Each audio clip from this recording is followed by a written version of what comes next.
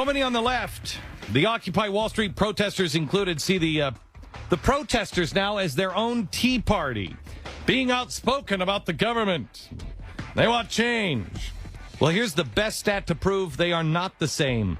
301 Tea Party Express events over 2 years. How many arrests? The number, 0. 2 weeks. 2 weeks of Occupy Wall Street, at least 770 arrests and counting. But remember, it is those evil Tea Party members that just want to destroy America and are causing all the problems. All right, I'm gonna play a couple of pieces of audio that, quite honestly, I came into the studio in a fairly good mood, and then Pat played this Obama cut where he's in Dallas, and the lies. I can't take the lies anymore. I just can't take the lies. I can't take the half-truths, the lies. Yesterday he said about how the Republicans won't even let his jobs bill come to the floor. Harry Reid won't do it. Since when was Harry Reid? When did he switch parties and become a Republican? The lies are just outrageous. And yet it doesn't seem to affect the average American. Here is the President of the United States with the lies and the half-truths about Ronald Reagan, and I can't take his... I'm getting to the point now where I can't even take his speech pattern. I can't even take his speech pattern. Because you when you hear him, you know what's fake. Well, I mean, what's all about? And you can't take it. So I warn you, this is a extra strength duct tape day where you have to wrap your head because your head's going to explode when you hear this from the President of the United States about Ronald Reagan. We should pay our fair share in taxes to contribute to the nation that made our success possible. Stop. You can't get past the first 3 seconds. I can't do it. I know. I can't do it. What is my fair share, Mr. President? That's I want what to we know must what determine. is my fair share. Don't.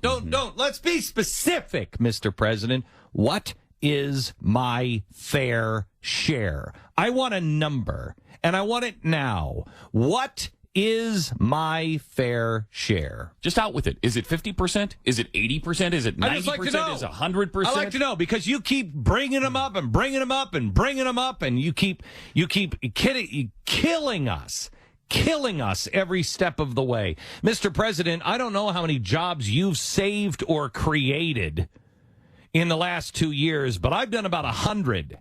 I'll put my record up against your record any day of the week. I board the best health care, frankly, that money can buy in the state of New York. How's that, Mr. President? How about you?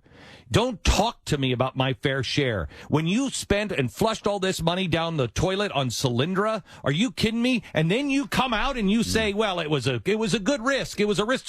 Who's asking you to take risks with my money? It's my money, Mr. President. It's his money and her money. It's our money. You want to risk your money? You risk your money, not mine. Nowhere did I say, hey, what do you say we go to Vegas? Nowhere did I say that. I work hard for my money, Mr. President. I know you have speechwriters and teleprompters to read all day. But some of us work hard for our money. Stop taking our money. Tell me what my fair share is. I want a damn number, and I want it now. Tell me what my fair share is, Mr. President, and then stop risking our money and being so cavalier. Did you see the news report today that they actually bought rubber damn chickens with tax money? Rubber chickens. That's a great promotional thing. Rubber chick. That was a good bet, though. I mean, the rubber chicken industry. That was a good bet. The trends are really positive, and it didn't work out this time. But it was a solid bet. Oh, I can't. Like I said, just like Solyndra. So, like I said, it's an extra strength duct tape day. Because you know what? Seem to be indicating that you weren't in a good mood, and then you just had that monologue, and it seemed so positive and joyous. It was fun. I don't understand where that's coming from. I liked it. You know. You guys have been on me. You guys have been on me for like 6 months, Glenn. We got to be more positive. We got to be more positive. We got to be more positive. I come in and I said, listen, guys, we got to be more positive. And you're like, Glenn, we've got to set the record straight. There's so many lies out there. And I'm like, everybody knows the lies. Everybody knows the lies. This is not going to help. This is just going to make everybody really, really angry. Don't be angry. Don't be angry. Let me be angry for you. That's right. Because I got a deal of anger in me right now. I like this. This is a new slogan for this program. Yeah. Don't be angry. Let us be angry for you. And you will be. We will be. We will. You will be. I think most wealthy Americans would agree with that if it helps us grow the economy Oh, jeez. and it helps to bring... Or buy rubber chickens. Stop! Or if it helps us buy rubber chickens. Rich Americans would agree with that. Okay, wait a minute. Hang on just a second. That we should pay our fair share? No, Mr. President. Most rich Americans won't agree with that, except for the ones that you stage. Except for the ones that you stage or pay off or collude with. No. They won't. They won't agree with that. Oh, they agree. They'll pay their fair share. Excuse me. I think they already think they do. They won't. Yeah, they won't agree because you won't define what fair share is. Right. Everybody's willing to pay their fair share. Everybody is willing to pay their fair share, but you won't define it. So no, sir, I won't agree. That's like, hey, will you agree to buy this house? I think rich Americans would all agree that they think it's a good idea to buy this house. No, Mr. President, we don't, because we don't know what the house is going to cost.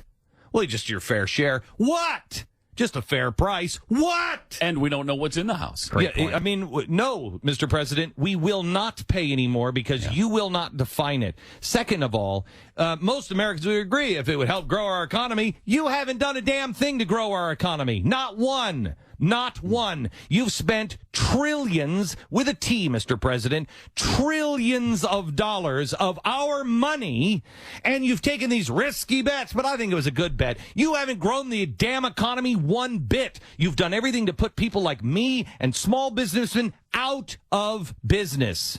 So please, no, most rich people won't agree.